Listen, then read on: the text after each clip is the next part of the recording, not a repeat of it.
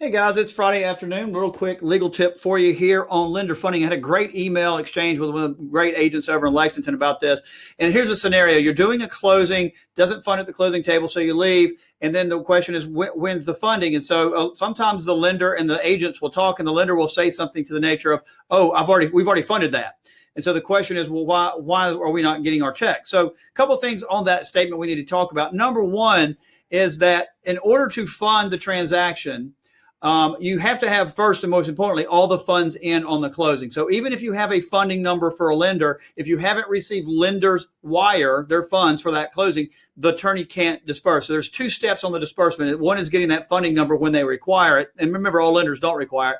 And secondly is actually having all the money to disperse. So until all the money is in from the buyer and from the lender, there can be no disbursement. But now let's talk about the actual statement by the loan officer. We've already funded that loan.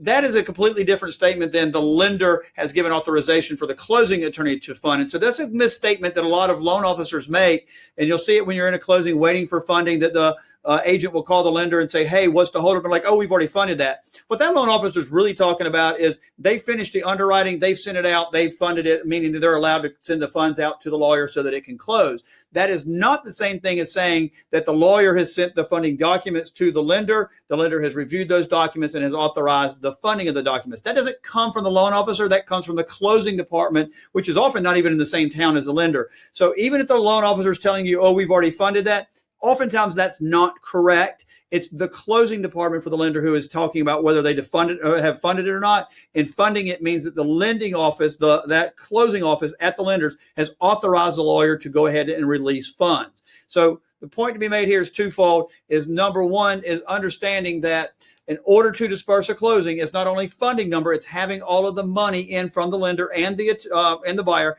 And secondly, understanding that when a loan officer tells you, hey, we've already funded that, that's completely different than the attorney being able to fund, because the loan officer and the closer at the lender's office are two different departments. And it's until that closer at the lender's office says, I have everything I need and I'm authorizing the funding, meaning the lawyer can cut the checks, that's not funding. It's different than what the loan officer is talking about. Hope that helps you out. I hope everybody has a great weekend, and we will see y'all next week. Hopefully send us some new closings. We'd love to do them for you.